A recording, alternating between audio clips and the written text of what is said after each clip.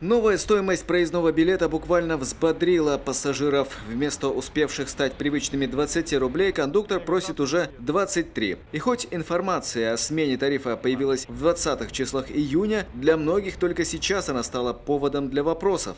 Отлично отношусь. Пускай. Почему? Ну а что? 20 рублей же это дешево. Нет, несправедливо, потому что сначала они понижают цены, а потом сразу повышают. Ну где это видно?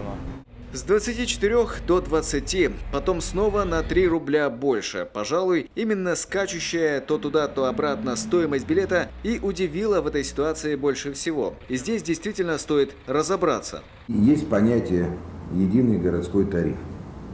Есть понятие индивидуальный тариф для перевозчика. 24 рубля являлось индивидуальным тарифом для СТП.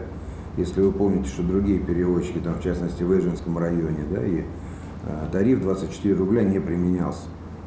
Это был тариф, установленный на 1 год, календарный СТП, тарифным комитетом на основании их заявки, значит, с учетом инвестиционной составляющей, которая давала этот, значит, рост. Ну, мы все видим новые газомоторные автобусы, и определенные, так сказать, инвестиции были произведены. Общегородской тариф как был и так и оставался, значит, 20 рублей. Он был установлен еще в 2014 году. Так что повышение цены, связанное с подорожанием и топлива, и обслуживания транспорта в целом, мэр Валерий Козлов назвал справедливым. А еще добавил, время пришло, ведь перевозки – это бизнес, а бизнес не должен быть убыточным. Если так разобраться, то там тоже надо их понять. Они много очень теряют, понижая вот эти цены на автобус. Их тоже надо понять. Но с другой стороны, и нас тоже нужно понять, что мы-то тоже в накладе. Потому что вот эту мелочь пока соберешь, пока заплатишь. 20 рублей – это довольно приемлемая цена для всех. Все были рады по снижению, а теперь подорожанию. Бензин подорожал, в принципе, и, соответственно, цены дорожают. Я считаю справедливо. Я только приехала с Краснодара, там 27 рублей проезд, а на маршруточке 34.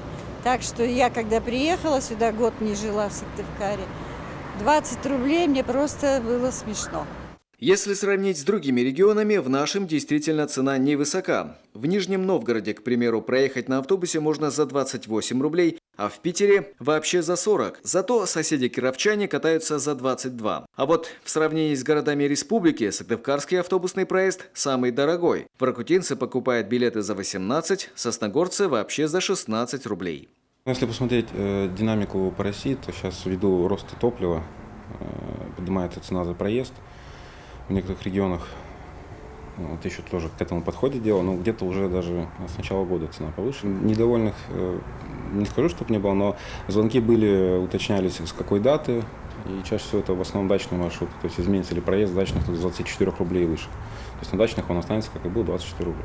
При этом постепенно сыктывкарский перевозчик планирует приучать пассажиров к электронной системе. Уже появились специальные транспортные карты, по которым, как в больших городах, можно расплачиваться за проезд. Кстати, по ним, как и по обычным банковским безналичным картам, можно еще и скидку получить, проехав за 22 целковых. Правда, пока только по 3 маршрутам – 18, 46 и 54.